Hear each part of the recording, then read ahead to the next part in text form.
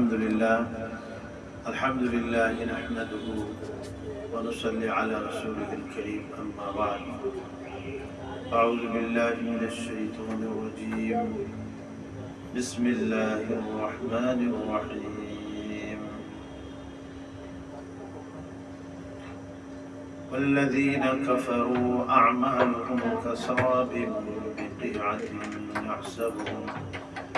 يحسبه الظمآن ماء حتى إذا جاءه لم يجده شيئا ووجد الله عنده فوفاه حسابه والله سريع الحساب أو كظلمات في بحر لجي يغشاه موج من فوقه موج من فوقه سحاب ظلمات بعضها فوق بعض إذا أخرج يده لم يكد يراها ومن لم يجعل الله له نورا فما له من نور ألم تر أن الله يسبح له من في السماوات والأرض والطير صافات كل قد علم صلاته وتسبيحه والله عليم بما يفعلون ولله ملك السماوات والأرض وإلى الله المصير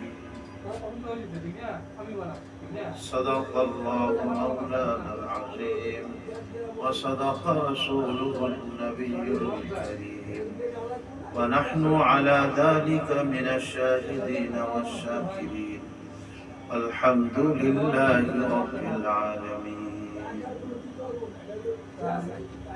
درود شريف اللهم صل على سيدنا ومولانا محمد وعلى آله وأصحابه وبارك وسلم.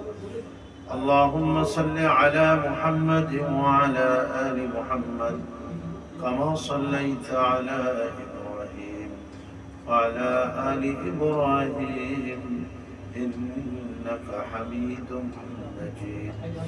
اللهم بارك على محمد وعلى آل محمد كما باركت على إبراهيم وعلى آل إبراهيم إنك حميد مجيد. সম্মানিত মুসলিয়ান কিরাম, আমরা গত সপ্তাহে সূরা নূর থেকে আলোচনা করেছিলাম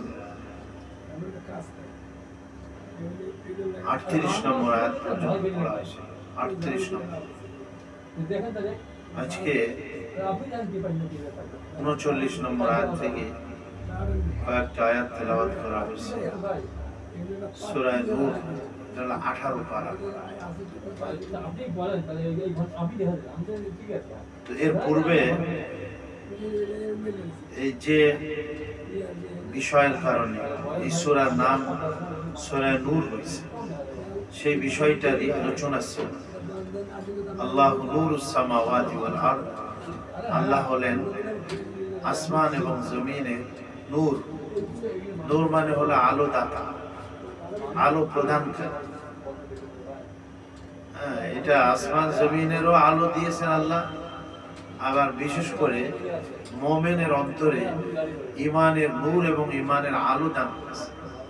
এজন্য মুমিন সত্য মিথ্যা বুঝতে পারে, সঠিক পথ কোনটা সে বুঝতে পারে। ভিতরে আল্লাহ তাবারক ওয়া তাআলা ঈমানের বাতি তাকে দান করেন। নূর মানে তো বাতি বা আলো।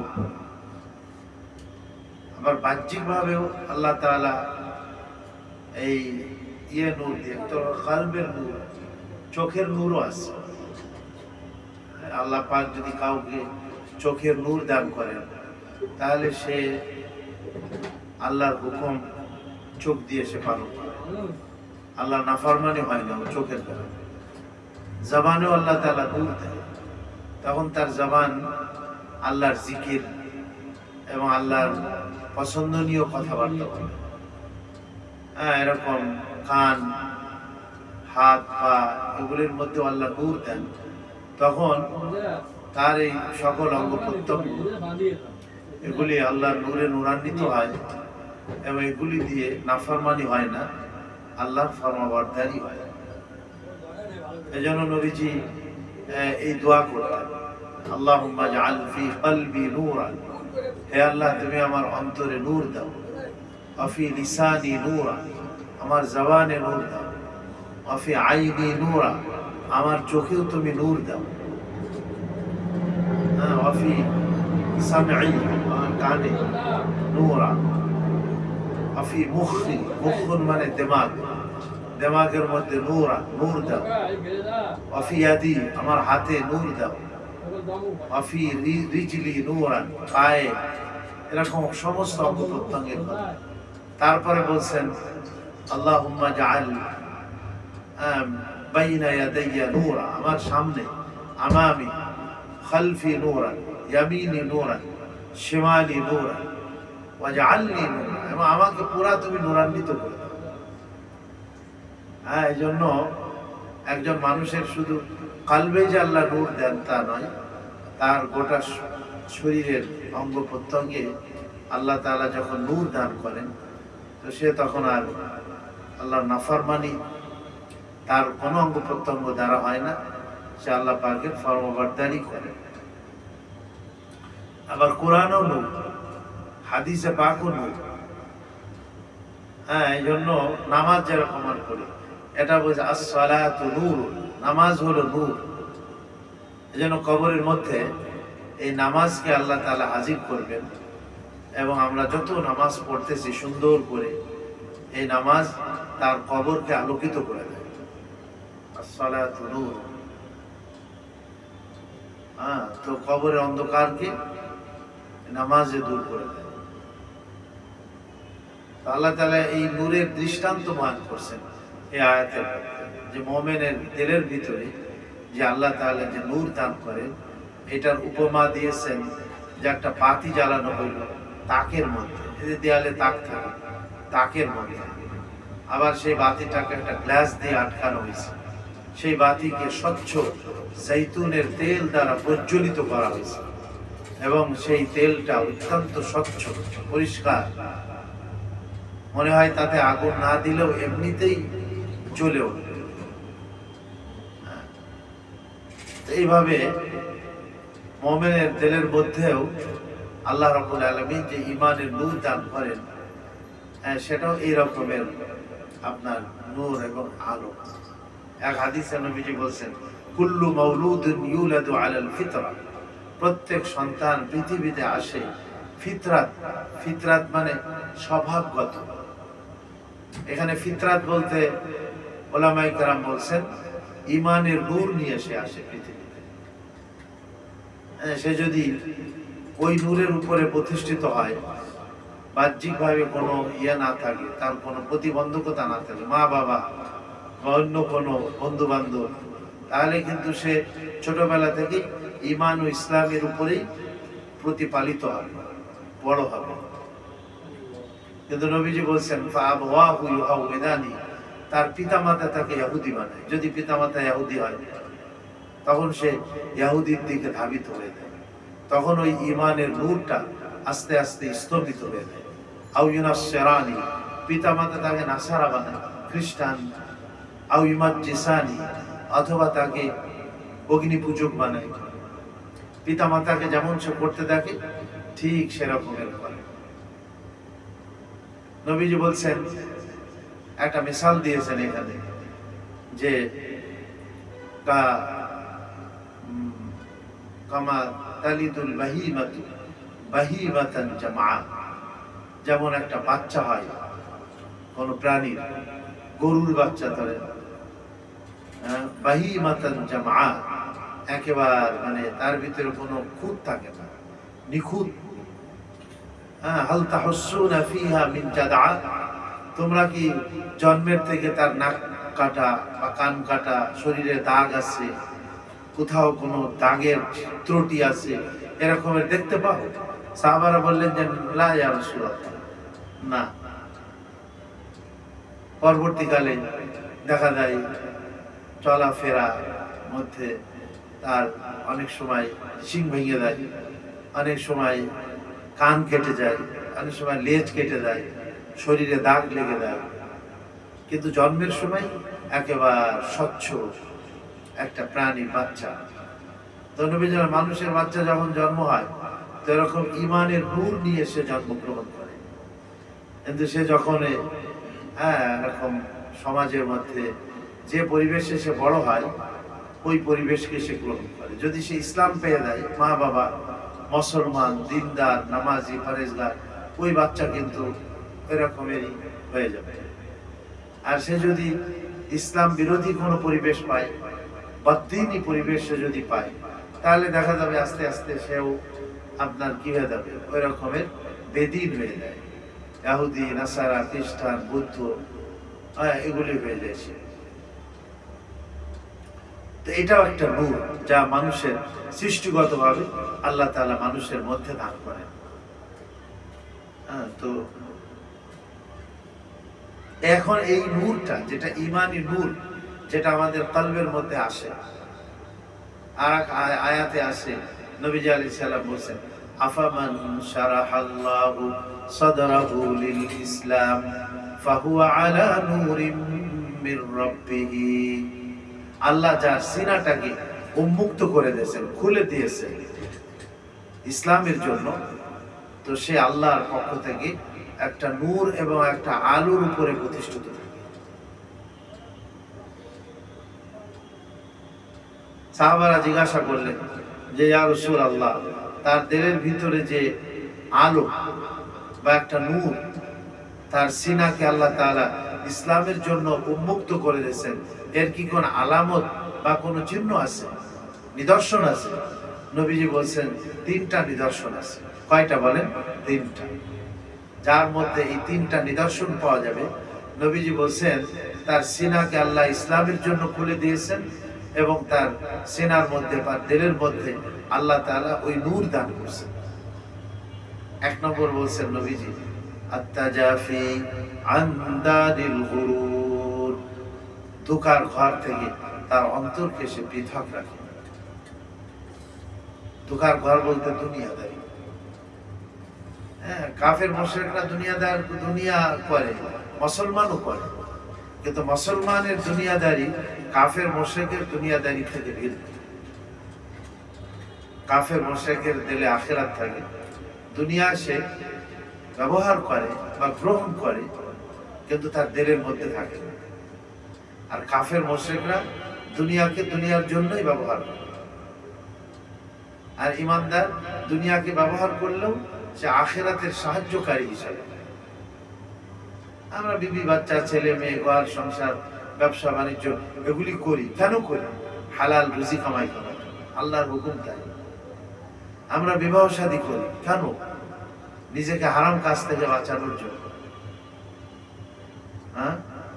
যেন আমি আল্লাহর হুকুমের মধ্যে থাকতে পারি। আমরা ছেলে মেয়ে লালন পালন করি কেন? আল্লাহর হুকুম তাই। তো মুমিনের দেখা যায় সে দুনিয়া করে, কিন্তু সে দুনিয়ার জন্য করে না, সে দুনিয়া আল্লাহর জন্য করে, আখিরাতের জন্য করে এবং আল্লাহর হুকুম তাই করে। আর একজন কাফের কিন্তু তা করে। এই জন্য দিলের মধ্যে দুনিয়াদারি আমরা করব ঠিক আছে, কিন্তু দুনিয়া যেন আমার দিলকে গ্রাস না করে। এই জন্য সাহাবা আজমাইন দুনিয়া করতেন, কিন্তু ওনারা দুনিয়াদার ছিলেন, ওনারা আখিরাতদার ছিলেন। আখিরাতের চিন্তা ভাবনা সবসময় ওনাদের দিলের মধ্যে থাকে। এই জন্য আল্লাহ তাআলা সামনে গিয়ে বলছেন এই মসজিদের মধ্যে নূর পাওয়া যায়। সাহাবা আজমাইন বেশি সময় মসজিদে কাটাতেন। ফি বুয়ুতিন আযিনাল্লাহু আন তুরফা ওয়া ইউযকারা ফিহা ইসমুহু ইউসাব্বিহু লাহু ফিহা বিল গুদুবি ওয়াল আসাল। আল্লাহ পাক এই নূর দান করেন আল্লাহর ঘরের মধ্যে, যে ঘরের মধ্যে আল্লাহর আওয়াজকে বরণ করা হয়, 5 বার আযান দেওয়া হয়, তুরফা ওয়া ইউযকারা ফিহা ইসমুহু, এবং যেখানে আল্লাহর নামের তাসবিহ পড়া হয়। ঘরের মধ্যে এসে আমরা তাসবিহ পড়ি, আল্লাহর ঘরে কোরআন তেলাওয়াত করি, আল্লাহর জিকির আজকার করি, দ্বীনের কথা, আল্লাহর কথা আমরা আলোচনা করি, যে ঘরের মধ্যে আল্লাহর আলোচনা হয়, দ্বীনের আলোচনা হয়, এবং যে ঘরকে পাক সাফ পবিত্র রাখা হয়, সেই ঘরের মধ্যে এই নূর পাওয়া যায়। হ্যাঁ, মুমিন এই ঘরের মধ্যে আসলে ঈমানের নূর পায়। আবার তারা কারা? রিজালুন লা তুলহিহিম তিজারাতুন ওয়ালা বাইউন আন যিকরিল্লাহ। তারা এমন মানুষ যাদেরকে দুনিয়ার ব্যস্ততা, ব্যবসা বাণিজ্য, তিজারত মানে ব্যবসা, বাইউন মানে ক্রয় বিক্রয়, দুনিয়ার কাজকর্ম, ক্ষেত খামার, দুনিয়াদারি, তাদেরকে নামাজ কায়েম করা থেকে গাফিল করতে পারে। ওয়া ইকামিস সালাতি, আল্লাহর জিকির থেকে গাফিল করতে পারে। জিকির শব্দটা আসলে একটা ব্যাপক শব্দ। শুধু জবানে জিকির করলাম এটাও একটা জিকির, কিন্তু দিলে দিলে আল্লাহর কথা স্মরণ থাকা এটাও বড় জিকির। এটা জিকরে কলবি বলা, আর হলো জিকরে লিসানি, জবানের জিকির। তো জবানের জিকির থেকে জিকরে কলবিটা কিন্তু বেশি দামি। একটা মানুষ জবানে জিকির করে কিন্তু আল্লাহর নাফরমানি করতেছে, আল্লাহর গুনাহের মধ্যে সে লিপ্ত আছে। আর আরেকটা লোক, সে জবান দিয়ে হয়তো জিকির করে না, কিন্তু যেখানেই সে থাকে তার দিলের মধ্যে আল্লাহ থাকে। সে কাউকে ধোঁকা দেয় না, ফাঁকি দেয় না, মিথ্যা কথা বলে না, কাস্টমারকে ঠকায় না, ব্যবসা করে আল্লাহর হুকুম মতো সে চিন্তা করে। এই জন্য জামাতের মধ্যে একটা কথা বলে না, যে এখন আমার উপরে আল্লাহর কি হুকুম। বর্তমান সময় আমি যেখানেই থাকি, আমি বিবির কাছে আছি, ছেলে মেয়ের কাছে আছি, দোকানে আছি, ব্যবসা বাণিজ্যে আছি, আমি পার্লামেন্টে আছি, আমি সিংহাসনে আছি, আমি মসজিদে আছি, মসজিদের বাইরে আছি, আমার উপরে আল্লাহর কি হুকুম এখন এটা জানা এবং সেটাকে পালন করা, এটা জিকির। আল্লাহ বলেন যে তাদেরকে আল্লাহর জিকির থেকে ব্যবসা বাণিজ্য, ক্রয় বিক্রয় গাফিল করতে পারে। এই জন্য জালালউদ্দিন রুমি রহমতুল্লাহ আলাইহি শের বলছেন, এই যে মাসনবী শরীফ না, এটা আগে আমাদের মাদ্রাসার উপরের জামাতে পড়াইতো, দাওরা মিশকাত শরীফের জামাতে পড়াইতো, ফার্সিতে লেখা, কিন্তু কোরআন হাদিসের সূক্ষ্ম জিনিস এই মাসনবী শরীফের মধ্যে কিন্তু বয়ান করছে, এবং সেটা উনি শের আশারের কায়দা করে বয়ান করছেন। উনি বলছেন যে আপনার আবদার কশতি হালাকে কশতি আস, আবদার কশতি হালাকে কশতি আস, আব আন্দার জিরে কশতি পস্তি আস। নৌকা যতক্ষণ পানির উপর দিয়ে যাবে এবং পানিটা নৌকার নিচেই থাকবে, ভিতরে ঢুকবে না, তো নৌকার জন্য এটা ফায়দা, উপকারী, যাত্রীর জন্য এটা উপকারী। আর যদি এই পানিটা নৌকার মধ্যে ঢুকে, আবদার কশতি হালাকে কশতি আস, তাহলে জেনে রাখো নৌকা ডুবে যাবে, আবার যাত্রী ধ্বংস হবে। নৌকা পানি ছাড়া চলতে পারে না, কিন্তু এই পানি নৌকার মধ্যে থাকবে, নৌকার বাহিরে থাকবে। জালালউদ্দিন রুমি রহমতুল্লাহ আলাইহি এই শেরটা বলেছেন। আল্লাহ কোরআনে ওইভাবে বলেছেন যে এই মুমিন যে সেরকম দুনিয়াটা তার দিলের মধ্যে থাকবে, বাহিরে বাহিরে থাকবে, দিলের মধ্যে আল্লাহর ভালোবাসা থাকবে, ঈমান থাকবে, নামাজ থাকবে, আল্লাহর নবীর সুন্নাতের ভালোবাসা থাকবে, দ্বীনের ভালোবাসা থাকবে, আল্লাহর হুকুমের প্রতি মহব্বত আর ভালোবাসা থাকবে। মুমিনের অন্তরটা এরকমের থাকবে।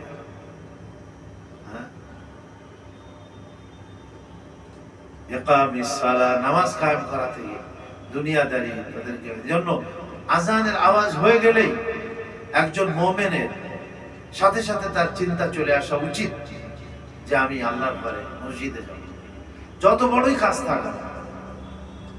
কিন্তু যার ঈমানটা এরকমের না, সে তো চিন্তা করে যাচ্ছি, যাবো, একটু পরে, একটু দেরি, এই কাস্টমার বিদায় করে এই করতে করতে ইকামতের সময় হয়ে যায়, তারপরে সে আসে বা জামাতে ছুটে গেল।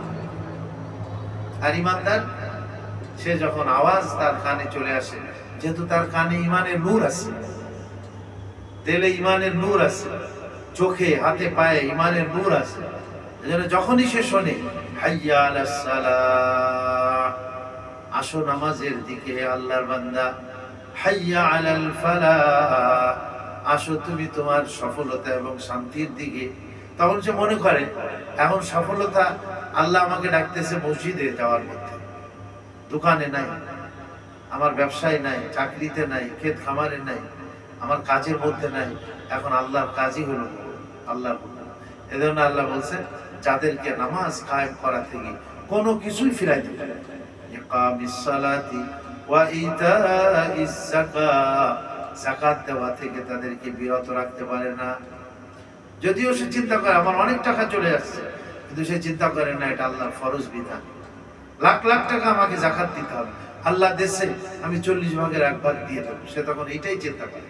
আর যাদের মধ্যে ইমানের নূর নাই, সে চিন্তা করে কারণের মতো, জানি এত টাকা এত পয়সা আমি যা কামাই করেছি আমার বুদ্ধি বলে আর আমার সময় ব্যয় করে, হ্যাঁ এত টাকা আমি দিয়ে দেবো না, এটা তো দেওয়া দেবো, এই চিন্তা করে।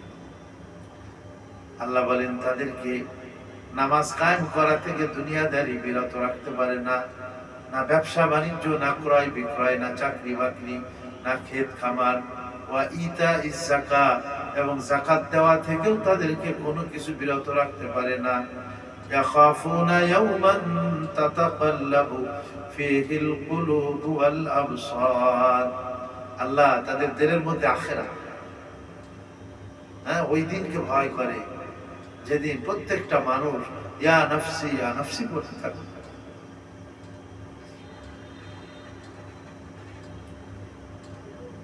আল্লাহ বলছেন ইয়াউমা ইয়াফিরুল মারউ মিন আখিহি, যেদিন মানুষ তার ভাইয়ের থেকে পালাবে, ওয়া আবিহি, বাপ থেকে পালাবে, ওয়া উম্মিহি, মায়ের থেকে, ওয়া সাহিবাতিহি, স্ত্রী থেকে, ওয়া বানিহি, সন্তান সন্ততি থেকে।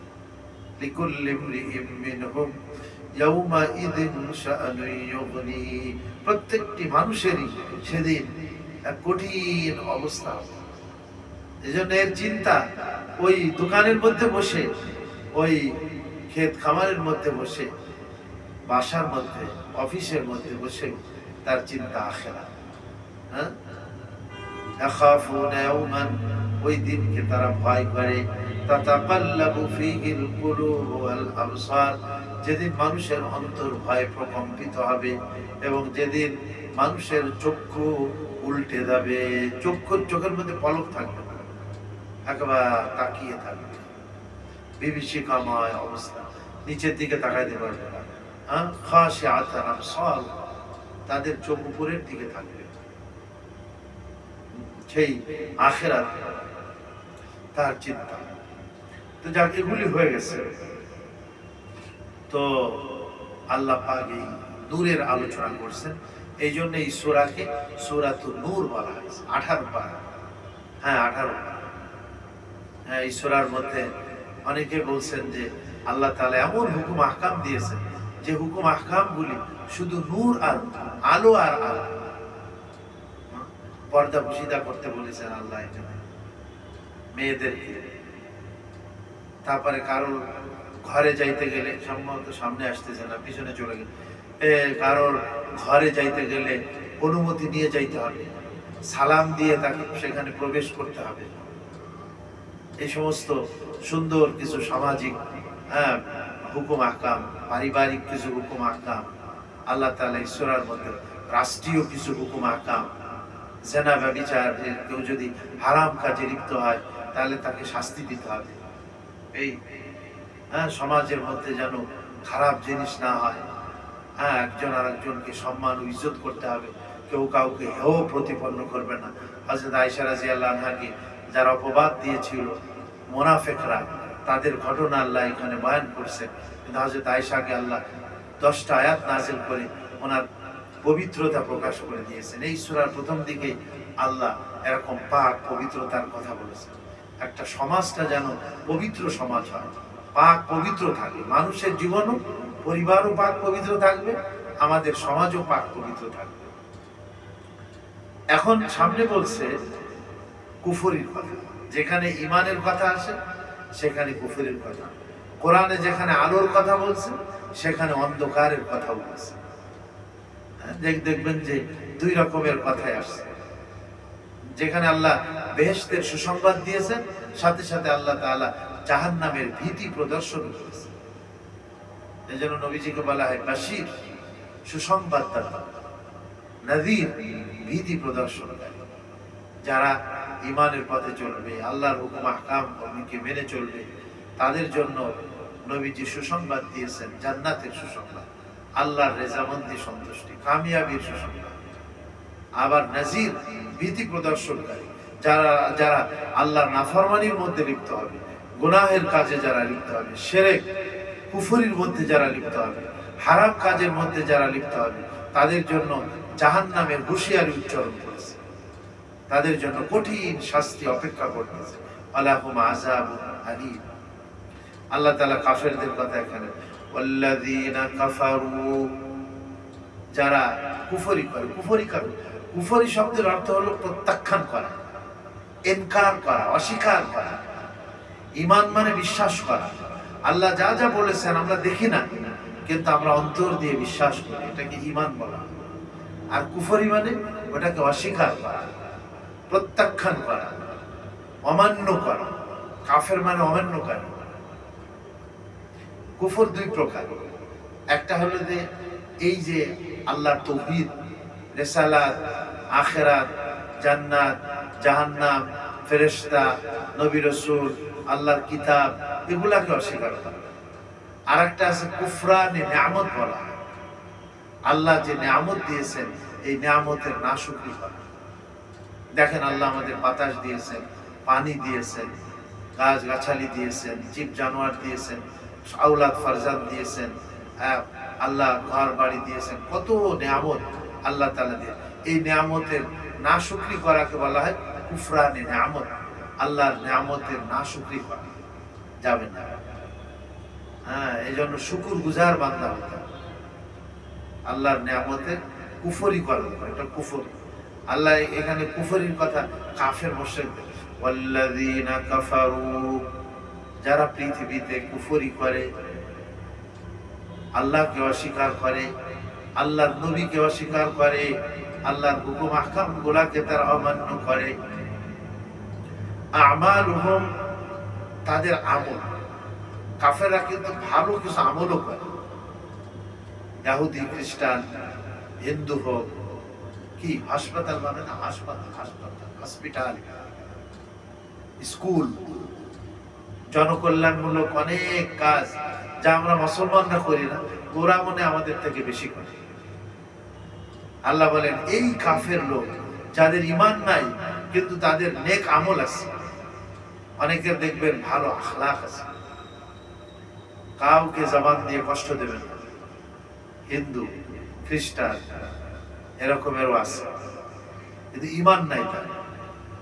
আল্লাহ বলেন এই কাফের মুশরিক, তাদের যে আমল, তারা মনে করে যে আমরা মনে হয় এই আমল দিয়ে আমরা জান্নাতে চলে যাব।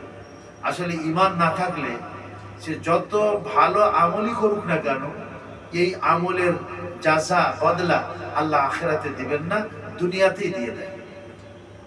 সুখ্যাতি, সুনাম, সুস্বাস্থ্য, ভালো মাল, টাকা পয়সা দিয়ে দেয়, দুনিয়াতে আল্লাহ তাআলা দিয়ে দেয়। এজন্য কাফের মুশরিককে আল্লাহ কোরআনে বলেছেন, লা তাগুররান্নাকা তাকাল্লুবুল্লাযীনা কাফারু ফিল বিলাদ, লা ইয়াগুররান্নাকা তাকাল্লুবুল্লাযীনা কাফারু ফিল বিলাদ, মাতাউন কালিলুন সুম্মা মাওয়াহুম জাহান্নাম ওয়া বিসাল মিহাদ। কাফের মুশরিকরা যে আজকে দুনিয়াতে যেভাবে তাদের দাপট দেখাচ্ছে, যেভাবে তারা পৃথিবীতে বিচরণ করতেছে, তাদের এই অহংকার এবং তাদের এই দাপটের সাথে বিচরণ করা যেন আপনাকে ধোঁকার মধ্যে না ফেলে দেয়। মাতাউন কালিল, অল্প কিছুদিন তারা এখানে উপকৃত হয়। এই সমস্ত টাকা পয়সা, ক্ষমতা, পাওয়ার, স্বাস্থ্য ইত্যাদি আমি দিই তাদের, তারাও তো ভালো কাজ করে, এই ভালো কাজের বদলা আমি এখানেই দিয়ে দিই। মাতাউন কালিলুন সুম্মা মাওয়াহুম জাহান্নাম অথবা মৃত্যুর সাথে সাথে আমি আল্লাহ তাদেরকে জাহান্নামের জন্য তাদের কি করে দিই, সিলেক্ট করে দিই জাহান্নামের। কবর থেকে শুরু হয়ে যায় ওদের জাহান্নাম। এখানে একটা মিসাল দিয়েছে আল্লাহ তাআলা, ওয়াল্লাযীনা কাফারু আ'মালুহুম, যারা কাফের মুশরিক তাদের ভালো কাজের দৃষ্টান্ত কেমন, কাসারাবিন, সারাব শব্দের অর্থ হলো মরীচিকা। পিপাসিত মানুষ মরুভূমির মধ্যে দিয়ে যখন সে চলে তখন দূরে তাকায় তো মনে হয় পানি দেখা যাচ্ছে, কিন্তু আসলে যখন ওই পানি মনে করে সেই পিপাসিত লোকটা সেইখানে যায়, যাওয়ার পরে দেখা যায় না এটা তো পানি না, এটা তো দেখা যাচ্ছে যে এর মতোই মরুভূমি বালু, বালুটা চিকচিক চিকচিক করে মরিচিকা। যখন প্রচন্ড রোদ পড়ে, এই রোদের কারণে মরুভূমির ওইটা দূরে মনে হয় যে পানির ঢেউ বইতেছে, কিন্তু আসলে পিপাসিত ব্যক্তি যখন পানি মনে করে ওইখানে যায়, যাওয়ার পরে দেখে যে আসলে পানি না, এটা বালু, এটা কিছুই না, মরিচিকা। সারাবিন কাসারাবিন বিকিআতিন, কিআতুন মানে মরুভূমি, বিশাল চাটিয়াল ময়দান, মরুভূমির মধ্যে মরিচিকা। ইয়াহসাবুহু যামাআনু মাআ, পিপাসিত তৃষ্ণার্ত ব্যক্তি সে তৃষ্ণায় পিপাসায় কাতর হয়ে সে মনে করে ওই যে পানি দেখা যাচ্ছে, সে ছুটে যায় ওই পানির পানে পান করার জন্য, কিন্তু সেখানে গিয়ে দেখে কি, ইদা জাআহু, যখন সে ওই পানির কাছে যায় পানি ভেবে, লাম ইয়াজিদহু শাইআ, কিছুই না, পানি টানি কিছুই না, দেখে যে বালু আর এটা মরিচিকা আর ছাড়া কিছুই না। তো আজকে কাফের মুশরিক তারাও মনে করতেছে যে আমরা মনে হয় কিয়ামত যদি হয় মুসলমানদের কথা মতো, তা আমরা যত ভালো কাজ করি এই ভালো কাজের বিনিময়ে আমরা বেহেশত পাই।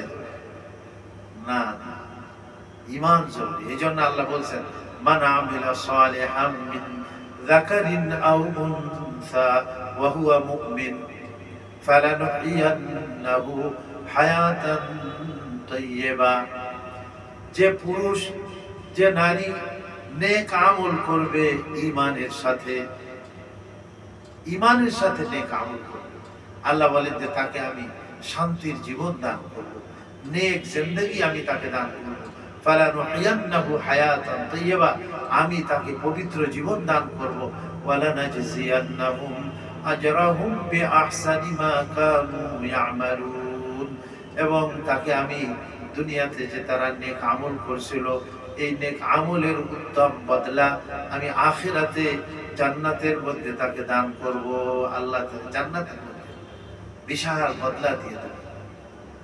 এই জন্য আমরা মুসলমান, সে যদি ঈমানের সাথে একজন মানুষকে একটু উপকার করছে, একরাম করছে, পানি পান করাইছে, একজনকে প্রতিবেশীর সাথে ভালো ব্যবহার করছে, এই যে তারা আমরা যত অন্যের উপকার কাজ করি বা ভালো কাজ করি ঈমানের সাথে, ইখলাসের সাথে, আল্লাহর সন্তুষ্টির জন্য, আল্লাহ এর বিশাল বিনিময় আখিরাতে দান করবে। আর ওর ভিতরে তো ঈমান নাই, আর যার ভিতরে ঈমান নাই তার ইখলাসও নাই। এই জন্য ইখলাস লাগবে, খালিস আল্লাহর জন্যই করতে হবে। অনেকে ভোটের জন্য করে, নোটের জন্য করে, তাহলে ওইটা তো আল্লাহ পাকের কাছে কবুল হবে না। তা আল্লাহ বলেন যে এই কাফের মুশরিকরা যেহেতু ওদের ঈমান নাই, এই জন্য তাদের নেক আমলের দৃষ্টান্ত হলো এই মরুভূমির মধ্যে মরিচিকার মতো, যেটা পিপাসিত ব্যক্তি পানি ভেবে তার কাছে ছুটে দেয় পান করার জন্য, হাত্তা ইযা জাআহু লাম ইয়াজিদহু শাইআ, যখন সে ওই মরুভূমির মধ্যে ওই পানির কাছে গেল, যে দেখলো যে না আসলে তো এটা পানি না, এটা তো কিছুই না, ওয়াজাদাল্লাহা ইনদাহু ফাওয়াফাহু হিসাবাহু, সে সেখানে গিয়ে বলে তৃষ্ণায় কাতর হয়ে সেখানে আল্লাহকে পায়, আর আল্লাহ ওখানে তার হিসাব কিতাবকে পরিপূর্ণ করে দেয়, মানে তার মৃত্যু দিয়ে দেয়, সেখানে মারা গেছে। আল্লাহু সারিউল হিসাব, আল্লাহ বান্দার হিসাব দ্রুত গ্রহণ করবে। ব্যাস, হ্যাঁ, মৃত্যুর পরে আখিরাতে যখন সে উঠবে, আল্লাহ তাআলা তার হিসাব কিতাব দ্রুতই করে দেবে। এইটা একটা মিসাল বললো আল্লাহ। আরেকটা মিসাল দিতেছে, আও কাজুলুমাতিন, অথবা কাফের মুশরিকদের এই সমস্ত আমলের মিসাল হলো কেমন, দৃষ্টান্ত কেমন, কাজুলুমাতিন, অন্ধকার, আধার রাত, রাত যত ঘনায় আসে ততই কি অন্ধকার বৃদ্ধি পেতে থাকে। ও এখানে বলছে জুলুমাতিন ফি বাহরিন লুজ্জিয়িন, গভীর সমুদ্রের মধ্যে, পানির তলদেশে অন্ধকার, ইয়াগশাহু মাওজুন মিন ফাওকিহি মাওজুন, এবং সেই তরঙ্গ, মৌজ মানে হলো তরঙ্গ, ঢেউ, ঢেউ একটার পর একটা, একটার পর একটা উঁচু হয়ে ঢেউগুলি আসতেছে, এবং সেখানে পানির মধ্যে আবার ঢেউ, সেইখানে মিন ফাওকিহি সাহাব, আবার তার উপরে কালো মেঘ সমুদ্রের উপরে চেপে বসছে। আবার রাতের আধার, কি অবস্থা, জুলুমাতুম বাযুহা ফাওকা বায, অন্ধকার একটার উপরে একটা, একটার উপরে একটা, অন্ধকার ছেয়ে গেছে। আবার উপরে মেঘ, আবার রাত্র, আবার পানির অন্ধকার, আবার ঢেউ একটার পরে একটা। আল্লাহ বলেন যে কেমন অন্ধকার, ইদা আখরাজা ইয়াদাহু, সে যদি সেখানে হাত বাহির করে দেয়, লাম ইয়াকাদ ইয়ারাহা, তার ওই হাত কি করা যাবে না, দেখা যাবে না অন্ধকারের কারণে। হ্যাঁ, যখন মেঘ, কালো মেঘ দিনের বেলায়ও যদি ছেয়ে দেয়, তাহলে দেখা যায় যে মুরগি মনে করছে যে বেলা ডুবে গেছে, এখন মুরগিগুলো গ্রাম দেশে দেখা যায় ঘরে ঢোকে কেন, অথচ এখনো সূর্য ডুবে নাই, কিন্তু মেঘ কালো হয়ে একেবারে অন্ধকার করে দিয়েছে। আল্লাহ বলেন যে এরকমের অন্ধকার। তাহলে কাফের মুশরিকের অন্তরের মধ্যেই তো অন্ধকার।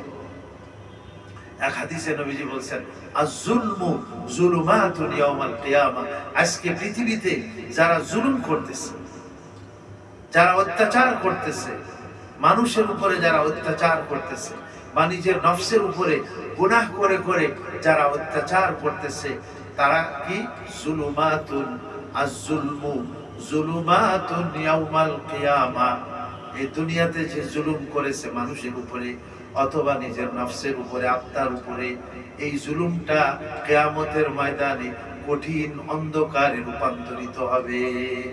জাহান্নামের মধ্যে যখন যাবে, একটা হলো আগুন, কালো আগুন, আগুনের ধোঁয়া, আবার সেখানে অন্ধকার জাহান্নামের।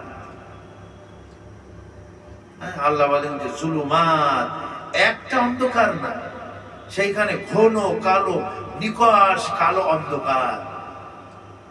ওই সমুদ্রের একটার উপরে ঢেউ, ঢেউয়ের উপরে ঢেউ, ঢেউয়ের উপরে ঢেউ, আবার তার উপরে ঘন কালো মেঘ, তার উপরে ছায়া করে আসছে। তাহলে কেমন অন্ধকার হবে, হাত উঁচু করলেও হাত দেখা যাবে না। আল্লাহ বলেন ওয়ামান লাম ইয়াজআলিল্লাহু ওয়ামান লাম ইয়াজআলিল্লাহু লাহু নূরান ফামা লাহু মিন নূর, সত্যি আল্লাহ যার জন্য নূর দিবেন না, নূর মানে আলো, তার পৃথিবীতে কেউ তাকে আলো দিতে পারবে না, কেউ তাকে নূর দিতে পারবে না। আল্লাহ নূর দাতা। এই পৃথিবীর সূর্যের মধ্যে আল্লাহ নূর দিয়েছে, চন্দ্রের মধ্যে আল্লাহ নূর দিয়েছে, এই ইলেকট্রিসিটির মধ্যে আল্লাহ নূর দিয়েছে, বাহ্যিক নূরও আল্লাহ দিয়েছেন, অন্তরের নূরও আল্লাহ দিয়েছেন, আর আমাদের শরীরের অঙ্গ প্রত্যঙ্গের মধ্যে যে নূর, সেটাও কে দিয়েছেন, আল্লাহ দিয়েছেন।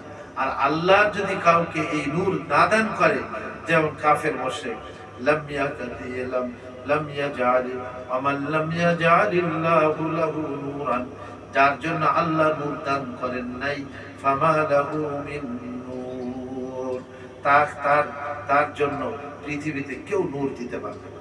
এজন্য এক হাদিসে আসছে, বান্দা যখন কোনো গুনাহ করে, তার দিলের মধ্যে একটা কালো দাগ পড়ে,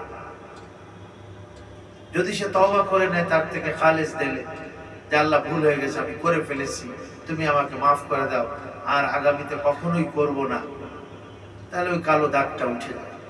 কিন্তু সে যদি তওবা না করে এবং ওই গুনাহের থেকে ফিরে না আসে, আবার আরেকটা গুনাহ করে, তো নবীজি বলেন তার অন্তরে আরেকটা কালো দাগ। এইভাবে গুনাহ যত কম হবে ততই কালো দাগ পড়তে পড়তে পড়তে পড়তে তার অন্তরটা একেবারে কালো হয়ে যায়। আল্লাহ ওটাই বলছেন, কাল্লা বাল রানা আলা কুলুবিহিম মা কানু ইয়াকসিবুন। তারা যে আজকে দুনিয়াতে নাফরমানি করতেছে, এই কারণে তাদের অন্তরের মধ্যে গুনাহের মরিচা মানে কালো দাগ গুনাহের পড়ে গেছে।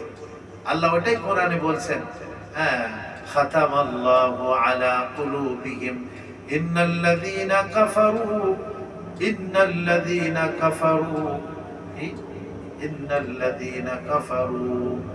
খাতামাল্লাহু আলা কুলুবিহিম ওয়া আলা সাম'ইহিম ওয়া আলা আবসারিহিম গিশাওয়া ইন্নাল্লাযীনা কাফারু সাওয়াউন আলাইহিম আনযারতাহুম আম লাম তুনজিরহুম লা ইউমিনুন। যারা কুফরি করতেছে আজকে পৃথিবীতে, আল্লাহর নাফরমানি করতেছে, সত্যকে প্রত্যাখ্যান করতেছে, আল্লাহর হুকুম আহকামকে প্রত্যাখ্যান করতেছে, তাদেরকে আপনি ভীতি প্রদর্শন করুন অথবা নাই করুন, সমান তারা ঈমান আনবে না। কেন? তাদের অন্তরে কুফরি, শিরকি, বেদাত, আল্লাহর বিরুদ্ধাচরণ করতে, নবীর ইসলামের বিরুদ্ধাচরণ করতে করতে করতে করতে তাদের অন্তরটা কালো দাগ মানে দাগে একেবারে ছেয়ে গেছে, কালো অন্ধকারে ছেয়ে গেছে। আল্লাহ এটাই বলছে, খাতামাল্লাহু আলা কুলুবিহিম, তাদের অন্তরের মধ্যে আল্লাহ সিল মোহর লাগাই দিয়েছেন। আসলে কি ওখানে কোনো বাহ্যিক সিল আছে, প্যাড আছে, এটা নিয়ে ওখানে মাইরে দিয়েছে অন্তরের মধ্যে যে না এই সিল মোহর লেগে গেছে আর এখন সে ঈমান আনবে না? না, আসলে তাদের কৃতকর্মের কারণে তাদের দিলের ভিতরে কালো জং পড়ে এখন তাদের দিলটা পুরাপুরি অন্ধকার হয়ে গেছে। আবু জেহেল, আবু লাহাব, উমাইয়া ইবনে খালাফ, এই কিসমের মানুষ যারা নবীর বিরোধিতা করতেছিল, তাদের শানে আল্লাহ এইটা যে তাদের অন্তরে মোহর লেগে গেছে। ওয়া আলা সামঈহিম, তাদের কানের মধ্যেও আল্লাহ মোহর লাগাই দিয়েছেন। ওয়া আলা আবসারিহিম গিশাওয়া, তাদের চোখের মধ্যে আল্লাহ পর্দা দিয়ে দিয়েছে। এখন আর হক দেখে না, সত্য দেখে না, ইসলাম দেখে না, হ্যাঁ, এখন চোখের মধ্যে পর্দা। তো কাফের মুশরিকদেরও তাই, হ্যাঁ, যারা ইসলামের পথে আসে না, ঈমানের পথে, আল্লাহ বলেন ওয়ালাকুম আযাবুন আযীম, তাদের জন্য কঠিন শাস্তি। তো আল্লাহ এদের ব্যাপারে বলছেন কি, ওয়ামান লাম ইয়াজআলিল্লাহু লাহু নূরান, যার জন্য আল্লাহ এই অন্তরের নূর আল্লাহ তাকে দেন নাই, বরঞ্চ কুফরের মধ্যে নিমজ্জিত আছে, ফামা লাহু মিন নূর, পৃথিবীর কেউ তাকে ওই আলো দিতে পারবে না, কেউ তাকে ওই নূর প্রদান করতে পারবে না। আল্লাহ এই জন্য আল্লাহ যে আমাদের অন্তরে কলেমা দিয়েছেন, আমাদের অন্তরে ঈমানের নূর দিয়েছেন, আল্লাহ আমাদের কোরআন শরীফ দিয়েছেন, রোজানা কোরআনে কারীম তেলাওয়াত করলে অন্তরের নূরকে বৃদ্ধি পায়। যেমন নবীজি বলছেন, মানুষের দিলে জং পড়ে, পানিতে লোহার মধ্যে যেমন পানি লাগলে মরিচা বা জং পড়ে, মানুষের অন্তরের মধ্যে এরকম জং পড়ে। সাহাবারা জিজ্ঞাসা করলেন যে ইয়া রাসূলুল্লাহ, এই জং আর এই মরিচা কিভাবে অন্তর থেকে দূর করা যায়? লোহার জং আর মরিচা দূর করার তো উপায় আছে, যে এটা আগুনের মধ্যে দেয়, দিয়ে ওইটাকে আবার গরম করে তাপাইতে থাকে, তারপরে আরেকটা লোহা দিয়ে ওটাকে ঘষতে থাকে, তো তার জং উঠে দেয় এবং লোহাটা স্বচ্ছ চকচক চকচক ঝলঝল করে লোহাটা। তো এই অন্তরের মরিচা কিভাবে দূর করা যায়? নবীজি দুইটা আমলের কথা বলছেন। এক নম্বর বলছেন কাসরাতু যিকরিল মাউতি, মৃত্যুর কথা তুমি বেশি বেশি করে স্মরণ করো। কবরের কথা, মৌতের কথা, বারবার বারবার, আখিরাতের কথা। মৃত্যু মানে শুধু মৃত্যুই না, মৃত্যুর পরে যত ঘাটি আসতেছে আমাদের, মিজান, পুলসেরাত, ময়দানে হাসর, কি অবস্থা হবে, মাথার উপরে চলে আসবে সূর্য, মানুষ ঘামের মধ্যে হাবুডুবু খাইতে থাকবে।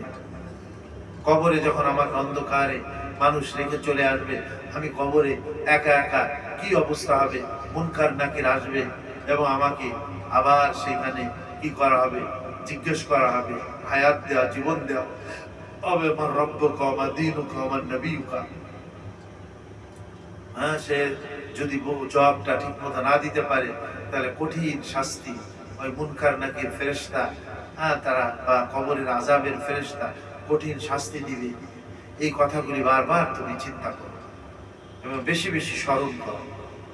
দুনিয়ার স্বাদ বিনষ্টকারী এই মৃত্যুকে বেশি বেশি করে স্মরণ করো। এইটার দ্বারা তার অন্তর স্বচ্ছ হয়, পরিষ্কার হয়, অন্তরের ময়লা দূর হয়। আর দ্বিতীয় নম্বর বলছেন ওয়া কাসরাতু তেলাওয়াতিল কুরআন, কোরআনের তেলাওয়াত বেশি বেশি করে করো। কোরআন শরীফ এটাও আল্লাহ আসমান থেকে নূর নাযিল করেছে, তো এটাও বেশি বেশি করে তেলাওয়াত করা এবং কোরআনের মধ্যে চিন্তা ফিকির করা যে আল্লাহ আমার জন্য কি বার্তা দিয়েছেন, এখানে আল্লাহ কি পাইগাম আমার জন্য, কি মেসেজ আল্লাহ পাক আমাকে কোরআন শরীফের মধ্যে দিয়েছেন। হ্যাঁ, এটা যদি মানুষ কোরআনের মধ্যে গৌর ফিকির করে, চিন্তা ভাবনা করে, তাহলে সে ঈমানের পথে, আল্লাহর পথে সে ধাবিত হবে। এই কোরআন তেলাওয়াত এটাও অন্তরের মরিচাকে দূর করে। তো যাক, আজকে আমাদের এই পর্যন্তই থাক এবং আগামী সপ্তাহে হাত রাখলে এরপরের আয়াত থেকে আমরা ইনশাআল্লাহ আলোচনা করব। আল্লাহ আমাদেরকে খাঁটি ঈমান নসিব করে দেন এবং আমাদের অন্তরকে ঈমানের নূরের দ্বারা মুনাওয়ার করে দেন। এজন্য নবীজি দোয়া করতেন, আল্লাহুম্মা নাওয়ির কলবি, হে আল্লাহ, আল্লাহুম্মা তাহির কলবি মিনান নিফাক, হে আল্লাহ আমার অন্তরকে মুনাফিকি থেকে তুমি পাক করে দাও। ওয়া লিসানি মিনাল কিযবি, এবং আমার জবানকে তুমি মিথ্যা থেকে পবিত্র রাখো। ওয়া আইনি মিনাল খিয়ানাতি, এবং আমার চক্ষুকে খিয়ানত করা থেকে তুমি পবিত্র রাখো। ফাইন্নাকা তা'লামু খাইনাতাল আ'য়ুনি ওয়া মা তুখফিস সুদূর, কারণ তুমি চোখের দ্বারা খিয়ানত করলে, শুধু তাই না, আমার অন্তরে কি কি গোপনে অতিবাহিত হচ্ছে সব অবস্থা আল্লাহ তুমি জানো। আল্লাহুম্মা, হে আল্লাহ, আরো দোয়া আছে, নাওয়ির কলবি, হে আল্লাহ তুমি আমার অন্তরকে ঈমানের নূরের দ্বারা মুনাওয়ার করে দাও। আল্লাহ তুমি আমার অন্তর, আল্লাহ আমাদের সবাইকে কবুল করেন, এবং আমাদের অঙ্গ প্রত্যঙ্গের মধ্যে যেন আল্লাহ হেদায়েতের নূর দান করেন এবং আমাদের সবাইকে হেদায়েত দান করেন। কোরআনের নূর, নূরে আমাদের সিনাকে যেন আল্লাহ তাআলা মুনাওয়ার করে দেন।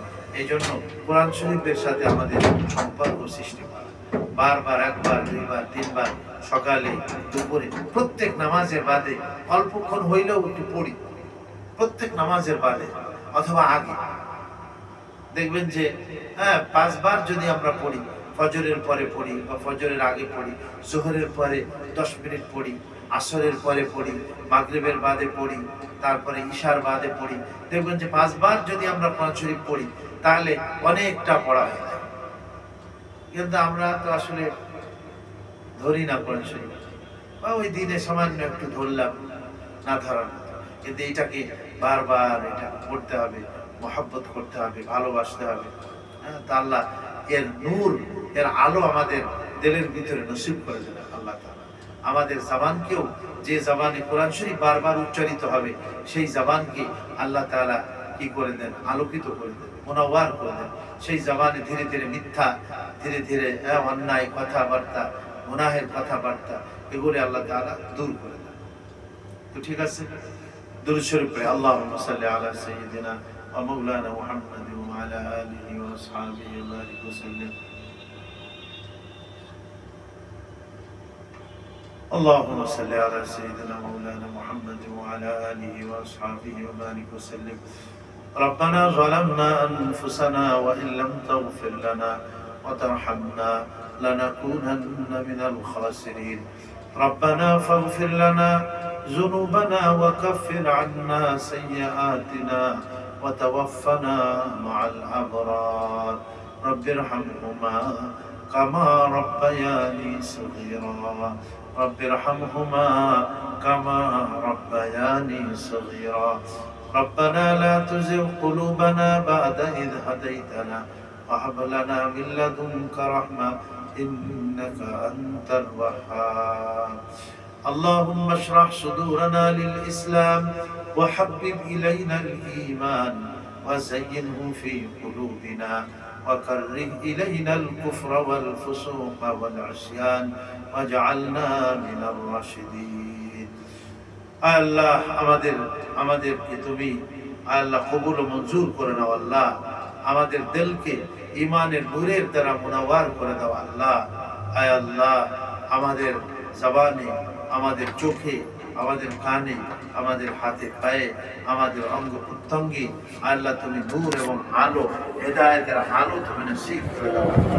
এই সূরা নূরে তুমি যে নূর এবং আলোর কথা বলেছো এই আলো আমাদের অন্তরকে আল্লাহ এই আলোর দ্বারা মুনাওয়ার করে দাও নূরান্বিত করে দাও আল্লাহ কোরআন হাদিসের নূর দ্বারা আমাদের সিনাকে পরিপূর্ণ করে দাও নামাজের নূর দ্বারা আমাদের অন্তরকে এবং আমরা যে কবরে যাব আমাদের এই কবরকে তুমি আলোকিত করে দাও কবরের অন্ধকারকে তুমি দূর করে দিও ময়দানে হাসরের অন্ধকারকে তুমি দূর করে দিও আয় আল্লাহ মেহেরবানি করে সমস্ত নাফরমানি গুনাহ থেকে বেঁচে থাকার তৌফিক আমাদের নসিব করে দাও আল্লাহ বাকি হায়াতটুকু আল্লাহ তোমার হুকুম মতো কাটানোর তৌফিক দাও আল্লাহ তোমার হাবিবের সুন্নাত মতো কাটানোর তৌফিক নসিব করে দাও আল্লাহ আমাদের ভুল ত্রুটিগুলি মার্জনা করে দাও আল্লাহ সগীরা কবিরা জানা অজানা শিরকি বিদআতি জাহিরি বাতিনি ইচ্ছায় অনিচ্ছায় মাফ করে দাও সকল গুনাহ আয় আল্লাহ বেশি বেশি সময় তোমার ঘরে মসজিদে এসে কাটানোর তৌফিক নসিব করে দাও তোমার পাক কালাম বেশি বেশি তেলাওয়াত করার তৌফিক নসিব করে দাও তুমি যা কিছুই এর মধ্যে আমাদের জন্য হুকুম আহকাম দিয়েছো আয় আল্লাহ এগুলিকে মহব্বত করা এবং এগুলি পালন করার তৌফিক আমাদের নসিব করে দাও মেহেরবানি করে আমাদের ছেলে মেয়ে আমাদের পরিবার পরিজন আমাদের বন্ধু বান্ধব সবাইকে নেককার দিনদার বানায় দাও মাওলা আয় আল্লাহ আমাদের মধ্যে ঈমানের প্রতি আয় আল্লাহ ঈমানের দিকে ধাবিত হওয়া এবং তোমার হুকুম আহকামের দিকে আমাদের অন্তরের রুঝান এবং অন্তরের গতি আয় আল্লাহ তুমি বৃদ্ধি করে দাও মাওলা মেহেরবানি করে তুমি আমাদের খাঁটি মুসলমান হিসাবে কবুল করে নাও যারা পৃথিবীতে নির্যাতিত মুসলিম আজকে ফিলিস্তিনের মধ্যে ইন্ডিয়ার মধ্যে আয় আল্লাহ যে জুলুম আর অত্যাচার চলতেছে এটাকে তুমি বন্ধ করে সেখানে ন্যায় ও ইনসাফকে কায়েম করে দাও মেহেরবানি করে আমাদের দেশের মধ্যেও সমস্ত বিশৃঙ্খলা আর সমস্ত নাফরমানি তুমি বন্ধ করে দাও কোরআনের বিরুদ্ধে আয় আল্লাহ যারা সংস্কারের নামে কোরআনের বিরুদ্ধে আয় আল্লাহ তারা প্রস্তাবনা দেয় যা ডাইরেক্ট কোরআনের বিরুদ্ধে আল্লাহ ওদেরকে তুমি হেদায়েত দাও আয় আল্লাহ নতুবা আল্লাহ এই আল্লাহ বিধান এই কোরআনের বিরোধিতা আমাদের জন্য গজব ডেকে আনবে আয় আল্লাহ থেকে গোটা জাতিকে তুমি হেফাজত করো আল্লাহ মেহেরবানি করে ঈমানের সাথে বাঁচিয়ে রেখো আর মৌতের সময় আমাদের সবাইকে ঈমানের উপরে এবং কলেমার উপরে মৃত্যু নসিব করে দিও আসানের সাথে সাকারাতুল মৌত থেকে আল্লাহ তুমি আমাদের সবাইকে হেফাজত করে দিও রব্বানা তাকাব্বাল মিন্না ইন্নাকা আনতাস সামিউল আলিম ওয়া তুব আলাইনা ইন্নাকা আনতাত তাওয়াবুর রহিম সুবহান রাব্বিকা রাব্বিল ইজ্জাতি আম্মা ইয়াসিফুন ওয়া সালামুন আলাল মুরসালিন আলহামদুলিল্লাহি রাব্বিল আলামিন